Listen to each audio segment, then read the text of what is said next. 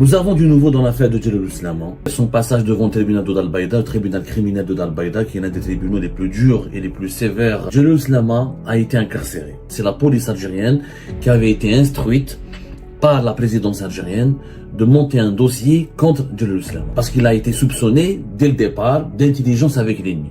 Pourquoi? Parce qu'il a critiqué le projet de Raj Bilet. Et pour Abdelmajid Tebboune, quand on critique un projet que lui présente comme sacro-saint, quand on est un détracteur d'Abdelmajid Tebboune, ou on est un traître, ou on est un agent d'une puissance étrangère, et c'est Boualem Boualem, il a dit ceci.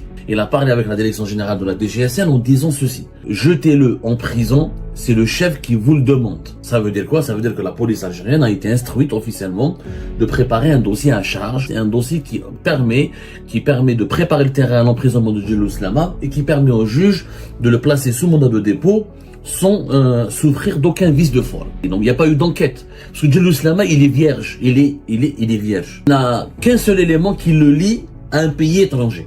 Ce sont des origines marocaines lointaines. Sa famille ont des origines marocaines. Comme des millions de familles algériennes ont des origines, ont eu par le passé, dont le présent un lien de parenté avec le Maroc. C'est le seul élément, je dis bien, et je défie. D'ailleurs, pourquoi les autorités algériennes n'ont pas communiqué sur l'emprisonnement de Jalal Ousmane? Parce qu'ils n'ont pas de preuves contre lui.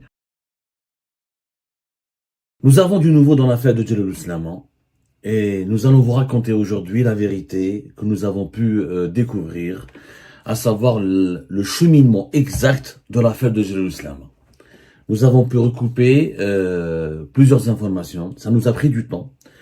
Hier, pas mal d'informations ont été propagées sur les réseaux sociaux et des rumeurs annonçaient l'incarcération de Jalal Ousmane et son passage devant le tribunal de Dal-Baïda, le tribunal criminel de Dal-Baïda, qui est l'un des tribunaux les plus durs et les plus sévères en Algérie, et qui est excessivement instrumentalisé par le régime Tebboune pour prononcer des condamnations très très sévères et très dures contre ses opposants et ses détracteurs. Juste pour une anecdote, c'est le tribunal qui m'a condamné à mort en octobre 2022. Donc ça vous laisse, ça présage, ça vous laisse, ça vous donne une image, une photocopie très précise et très réelle de la profondeur abyssale de la méchanceté et du degré élevé de la manipulation qui se joue au sein de ce tribunal et comment il est instrumentalisé pour briser des détracteurs et des opposants et des personnalités gênantes ou jugées gênantes et détestées par le régime Tebboune. Qu'est-ce qui est vrai, qu'est-ce qui n'est pas vrai? Jalal Ousmane a été incarcéré. Est-ce qu'il a été incarcéré hier? On n'a aucune confirmation.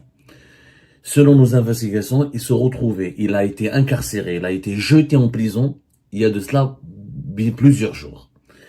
Jalal Ousmane n'était pas à la brigade de recherche de Bab Jdid.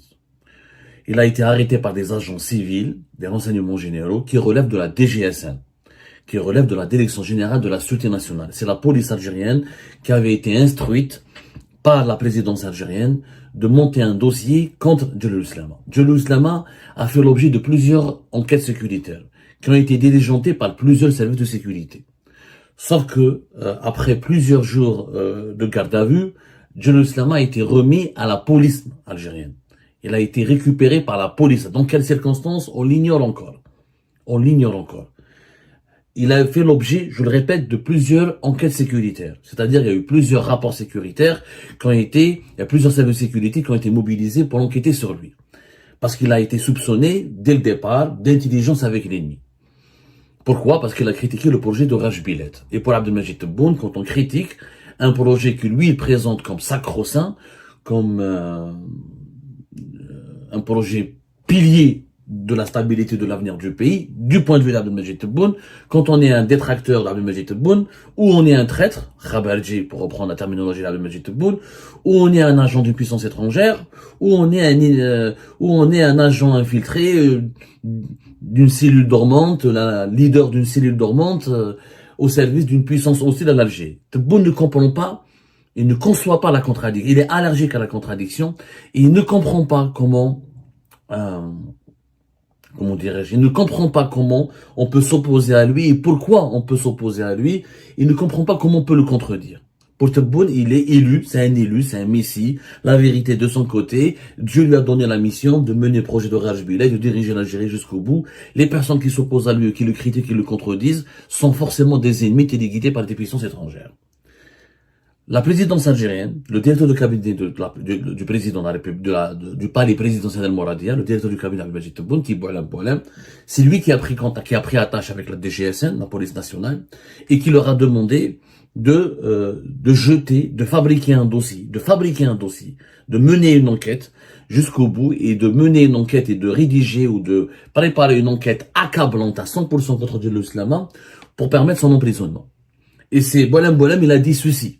Il a dit ceci d'après nos investigations. Il a parlé avec la direction générale de la DGSN en disant ceci. Jetez-le en prison, c'est le chef qui vous le demande. Jetez-le en prison, c'est le chef qui vous le demande. Ça veut dire quoi? Ça veut dire que la police algérienne a été instruite officiellement de préparer un dossier à charge, un dossier qui viole la présomption d'innocence et un dossier qui permet de préparer le terrain à l'emprisonnement de Djeloul Slama et qui permet au juge de le placer sous mandat de dépôt sans souffrir d'aucun vice de forme. Djeloul Slama était donc l'essentiel de sa garde à vue, il a passé au niveau de ce qu'on appelle la caserne de Saoula ou le centre de lutte contre le crime organisé de Saoula, qui est en réalité l'organe central de lutte contre le crime organisé de Saoula. C'est un organe dont nous avons, c'est une institution dont nous avons déjà parlé à plusieurs reprises sur Algérie Part. Et là, ça a été inauguré en octobre 2021 à l'époque du sinistre et terrible patron de la police algérienne Farizi Ndine Benchir, l'organe central de lutte contre le crime organisé à Saoula, en Algérie.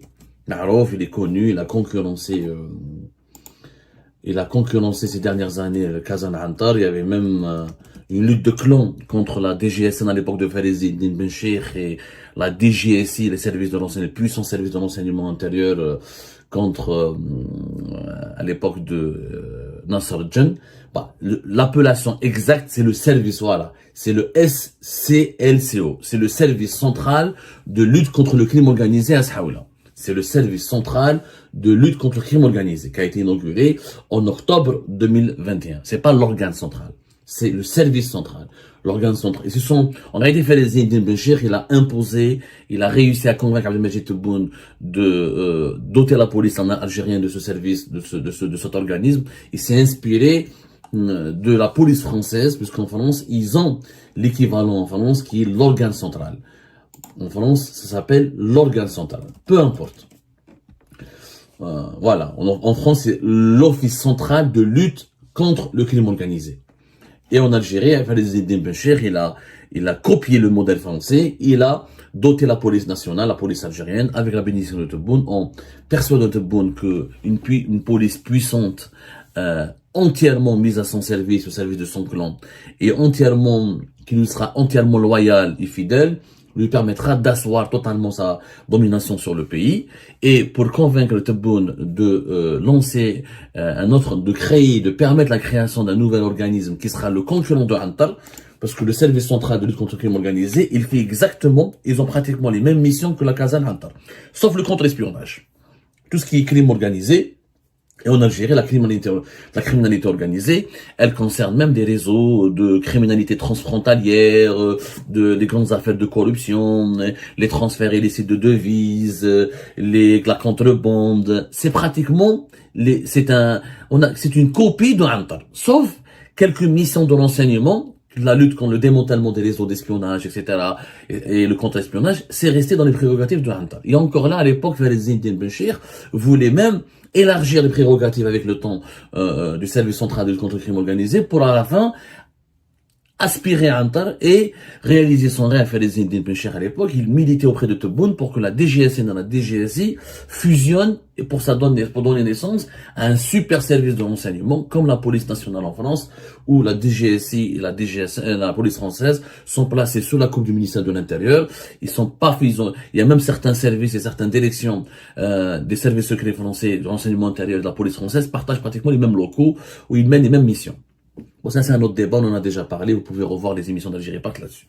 Donc c'est Saoula, c'est le service central de lutte contre le crime organisé qui ont, à la fin de la garde à vue de Djellou Islama qui ont repris le dossier et qui ont enquêté sur le dossier et qui ont enquêté. Donc il n'y a pas eu d'enquête. Parce que Djellou Islama, il est vierge. Il est vierge.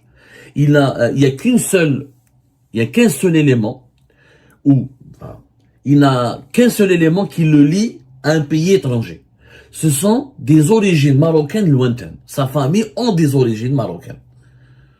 Comme des millions de familles algériennes ont des origines, ont eu par le passé, dont le présent, un lien de parenté avec le Maroc, étant donné la proximité historique et géographique et l'histoire millénaire que partagent l'Algérie et le Maroc, il est tout à fait normal d'avoir des familles composées de part et d'autre, des familles algéro-marocaines, ou des familles maroco-algériennes, ou des familles algériennes d'origine marocaine, ou des familles marocaines d'origine algérienne. Vous partez au Maroc, de Oujda jusqu'à Tétouan, jusqu'à Tanger, il y a des millions de personnes au Maroc qui ont des origines marocaines. Ils ont un grand-père algérien, qui ont des origines algériennes. Un grand-père algérien, une grand-mère algérienne, une tante, un oncle, etc. Et en Algérie, la même chose.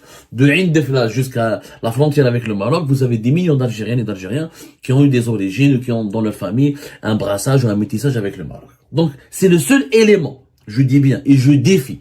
D'ailleurs, pourquoi les autorités algériennes n'ont pas communiqué sur l'emprisonnement de Djellou Islama? Parce qu'ils n'ont pas de preuves contre lui. S'il était vraiment un agent, un traître, vous imaginez que la Tebboune, la presse propagandiste de Tebboune n'aurait pas été instruite par la présidence algérienne de faire une longue et terrible et puissante campagne de dénigrement?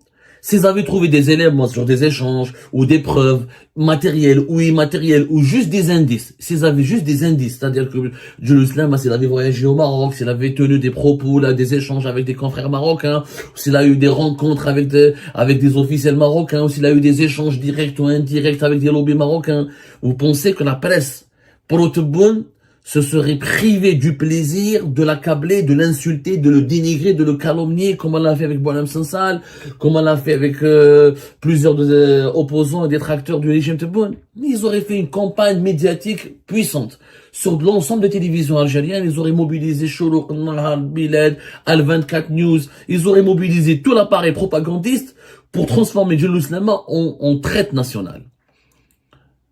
Le transformer lui attribuer le rôle du grand traître national qui voulait saboter le méga projet béni par Dieu de Raj Biled. Ils n'ont rien sur lui. Ils n'ont absolument rien trouvé sur lui.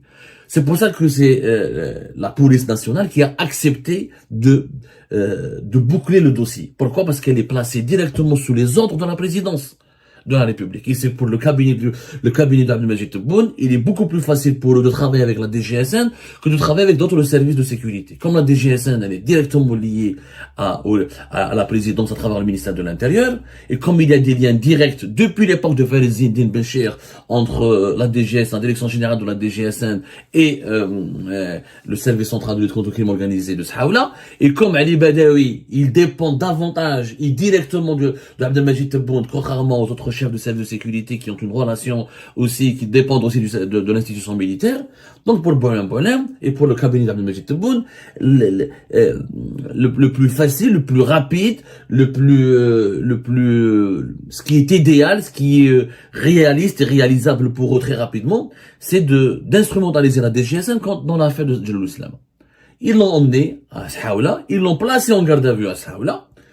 Ils ont enquêté avec lui, ils n'ont pas fait d'enquête parce qu'il n'y a rien sur lui. Ils ont juste trafiqué, ils ont juste falsifié une enquête. Ils ont créé un dossier de toutes pièces pour inculper Djellou Islama d'intelligence avec une puissance étrangère. Takhabr. Sur quelle base? Parce qu'il est d'origine marocaine. C'est tout ce qui le lie au Maroc. Il n'a aucune relation avec le Maroc.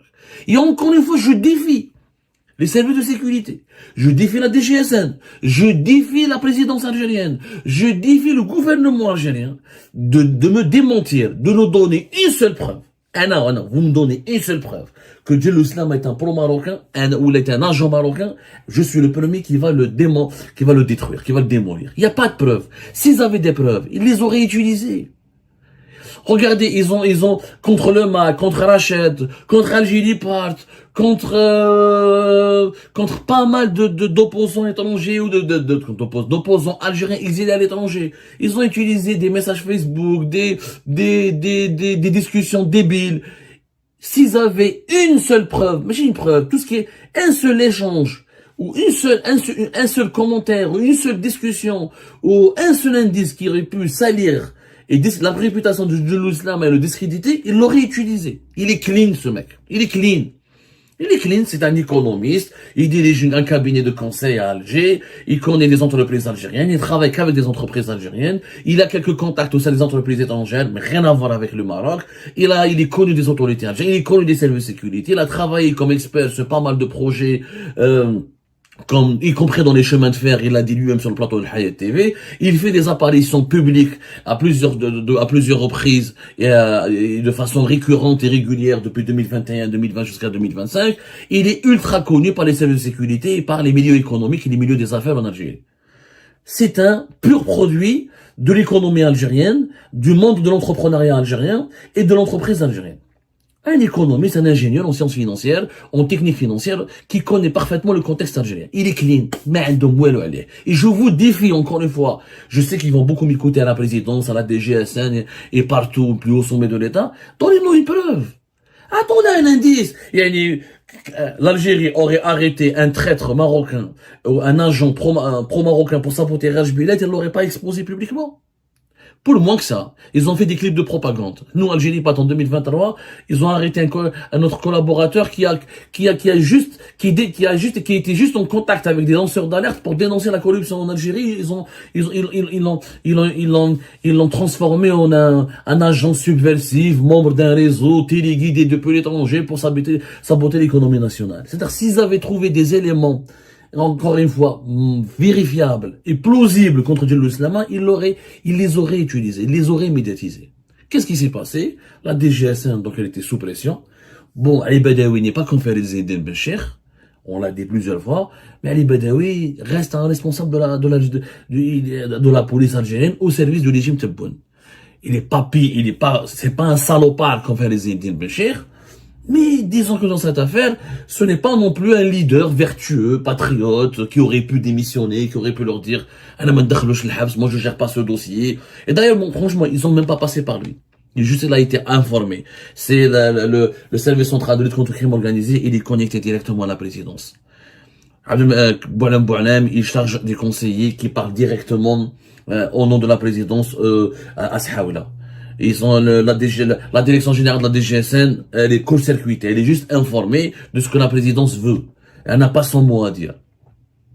Ça se passe comme ça en Algérie. Dans l'Algérie de Tebboune, un simple conseiller qui fut par le passé juste un petit journaliste, ou qui était un scribouillard, ou qui était un petit businessman, ou qui était en tout cas un personnage lambda, qui n'a jamais qui n'a ni un parcours exceptionnel, ni des compétences exceptionnelles. Il est habilité par la présidence, il prend un chauffeur de la présidence, véhicule officiel de la présidence, il part à la caserne, il leur dit, écoutez, voilà le courrier, voilà l'instruction, il vous passe au téléphone Boualem, et Boualem leur dit, jetez-le en prison, c'est le chef qui le veut. Ou Sahaoula s'exécute. Ils sont même pas obligés de passer par la Libye. Ça se passe comme ça dans l'Algérie de Tebboune. Et c'est les organismes de l'État sont gérés de la sorte, de façon, par des pouvoirs informels. Tout est informel. Oui, la présidence n'est pas un pouvoir informel. Mais un conseiller à la présidence, ou un chef ou le cabinet du président, n'est pas censé donner des instructions directes à la DGSN. Celui qui doit donner des instructions, c'est le ministre de l'Intérieur. Et le président en personne. Pas son chef de cabinet, le conseiller du chef de cabinet, le deuxième, le troisième collaborateur ou le secrétaire du chef du cabinet. À l'époque de Bouteflika, ça se passait pas comme ça. À l'époque de Bouteflika, c'était le ministre de l'Intérieur, le premier ministre, ou Saïd Bouteflika, le frère du président, qui parlait au nom du président. Mais c'était son frère. La Boualem n'est pas le frère de Tebboune. C'est juste son chef de cabinet. Et ça, voilà comment ça se passe. Comment les institutions sont clochardisées, elles sont soumises à l'arbitraire et à des agendas purement égocentriques, individualistes et pour des intérêts personnels, pour des règlements de compte et pour assouvir des désirs de vengeance. Tebboune voulait se venger contre Djelouslama. Boualem lui a offert Djelouslama sur un plateau en argent ou un plateau en or. Tebboune a dit voilà, à Boualem, je veux la tête de ce monsieur. Et Boualem s'est chargé de la mission de décapiter et d'offrir la tête de ce monsieur à Tebboune. Quand est-ce qu'ils l'ont mis en prison? On ne le sait pas. Peut-être, moi je pense pas que c'était hier. Je pense qu'il a été incarcéré et de cela plusieurs jours. Il est passé par le tribunal de Al-Baïda, parce que c'est tribunal criminel, les affaires d'intelligence avec puissance étrangère, les crimes subversifs, les crimes terroristes. C'est le tribunal criminel de Al-Baïda qui est l'instance judiciaire chargée de, ou habilitée à se prononcer ou à juger ou à enquêter sur ces dossiers-là. Ils l'ont passé sous mandat de dépôt dans une totale discrétion parce qu'ils n'ont rien contre lui. Parce que c'est juste son incarcération est juste l'exécution d'un ordre qui a été communiqué à l'appareil sécurité, à l'appareil judiciaire par le cabinet d'Abdelmajid Tebboune. Un ordre verbal et un ordre verbal personnel. C'est une affaire personnelle. Les institutions de l'État ont été prises en otage par des intérêts personnels. Parce que l'affaire du Islama, c'est la vengeance personnelle de la présidence contre un économiste qui a voulu gâcher la fête, qui à leurs yeux, aux yeux de la présidence, a voulu saboter l'inauguration de Raj Bilet à travers sa lecture critique des tenants et des aboutissants du projet de Raj Bilet. C'est l'affaire la plus inédite et la plus scandaleuse pour moi depuis l'indépendance de l'Algérie. Emprisonner un économiste juste pour une séquence, pour une lecture critique lors d'une participation à un plateau de télévision, que le chef de l'État et son directeur de cabinet et son plus puissant collaborateur entrent en colère noire et veuillent eux-mêmes, c'est-à-dire s'engagent personnellement dans un conflit contre un simple économiste pour l'écraser, pour l'écrabouiller, pour le faire taire pour toujours, c'est inédit.